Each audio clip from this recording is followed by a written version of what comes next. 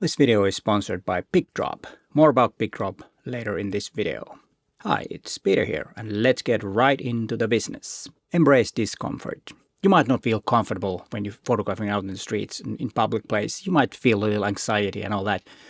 But once you start just doing it, you will turn that anxiety into a creative catalyst. Once you get that, and that comes from practice. And once you get that, you will get that extra energy and extra boost. And then when you start getting those keepers, you will get an extra booster from those. So don't underestimate the good thing about anxiety, because it will happen to all of us. But once you overcome it, it will be a superpower for you.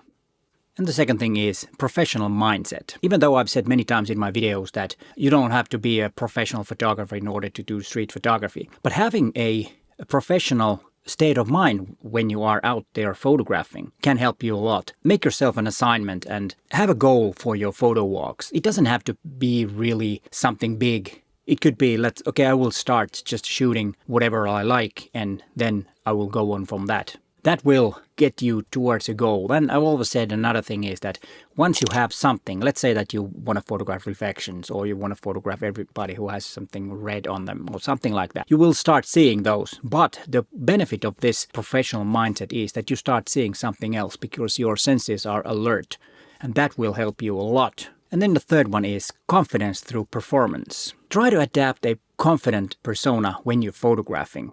Be like the way that you really know what you're doing, even though if you're not, just fake it till you make it in a way. I know it's a bit of a cliche, but that usually works. And this comes from the previous one. If you have the professional state of mind and take it really seriously in a good way, you will be more confident. And I've always said that do not chimp while you're photographing, but sometimes taking a break, have a cup of coffee and look at the images and see if there is something good, because that will boost up your confidence. And after the coffee break, you probably will get some more keepers, because it's all about in our state of mind to get that. Nobody else can do that but yourself. Just try to build up that confidence. And of course, experience will do that. So photograph as often as possible, no matter what the genre is. Even though I'm talking about street photographs, it still applies to any genre. I have uploaded my photographs from my recent videos to Picdrop. Picdrop was kind enough for providing me the service.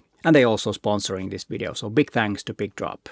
And more about the galleries where my photographs are from my latest videos a bit later in this part.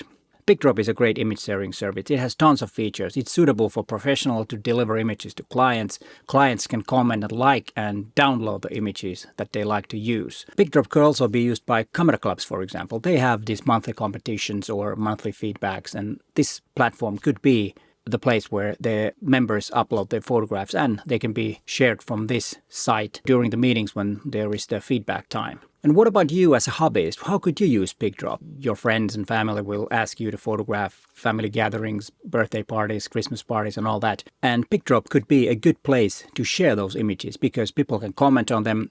But what's the best part of this is that people can download the photographs like the clients of professional photographers can do. And that can be a very effective way to share those images. And now let me show if that I've used it for. As a new thing, what I did is I uploaded the images from the last videos for you to have a closer look. I will put a link in the description where you can take a look at those images and see what Picdrop looks like. And what's great about Picdrop is that it's not very expensive. You can have 3 galleries and 1 gigabyte of space for your images for free. As they said, that's forever. And then a bit more features and a bit more images and storage space. You could get it for $9.99 or $14.99. And then there is a corporate digital asset management system, which is a bit more expensive. And there's also for 1 month you can explore with all the features. And then you can decide which plan you want to have. Big thanks to Picdrop for sponsoring this video.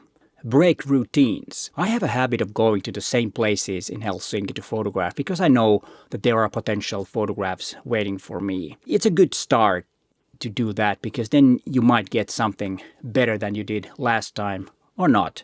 But it builds the confidence that I was talking about earlier. Breaking the routines is also very important. Don't limit yourself into the same place unless you have a project about a certain place. That's a different thing, of course. But most of you probably don't have that. And for me, especially traveling, and that usually gives me the best images because I look at with the fresh eyes the place where I'm going, and haven't been many times. I haven't been there before, or if I have been in the city, I try to find a different location for my photographs, and that makes me see new things. Because if you always are in the same place, you start losing and seeing new things in that area. At least that happens to me. I don't know. What about you? Which way you like to do? Like to travel or like to go to the same places? And when I'm saying the traveling, it doesn't mean that you have to travel far.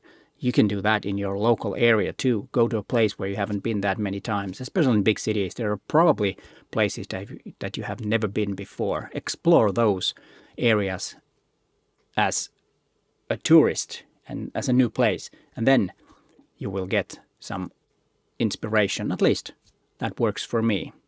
And I also have this project where I photograph murals, and that's always something that takes me to different places in the cities that I would never go unless there was some mural that I'm interested in photographing. And that is something that I always start with. And of course, on the way, I see a lot of different things that I can photograph, and that gets me going. It's a very effective way. And if you have some kind of a project that you always start with or look for something, please let us know in the comments down below. It'll be interesting to hear what your kind of like gets me going project is. And then one important thing is that embrace imperfections. I actually had a video about, or had still there, a video about how you should embrace imperfections, because the biggest obstacle for many of us is that we're going for that perfect photograph, and it doesn't happen in many cases. We always have to have some compromises when we're in the city. There's someone might walk into the frame that you can't control, but try to embrace those imperfections and don't be too strict or harsh to yourself. Of course, some discipline in critiquing the images that you see something that's not right.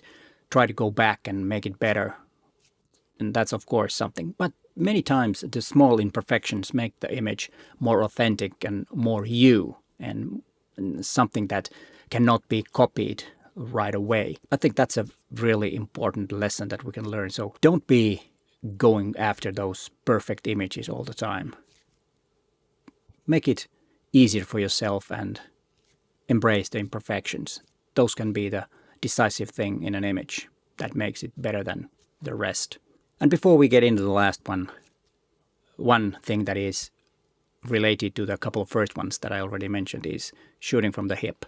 That's a very effective approach and way to photograph. Just remember to have a little bit wider angle lens. I usually have a 40mm lens, and shooting for the hip it's not the best option. So I haven't done shooting from the hip that much, but it is something that I will start doing a little bit more, because in some places it's a better way and do that candid photographing, because people not tend to look at you, or they don't realize that they're photographing. And the idea is that I don't want to interfere what's happening. The things would happen exactly the way they would happen even if I wasn't there. That's my goal, and that's why I don't really do that much making contact with the subject. And shooting from the hip, the persons that I'm photographing, they don't realize that I'm taking the image, and that is something that I'm aiming for right now. And master the art of invisibility. I tend to like to photograph candid, and I made a video about how to be invisible while on the streets. And if that's your approach, that video might be very helpful for you if you haven't seen it yet. But hey, thanks for watching, and bye for now.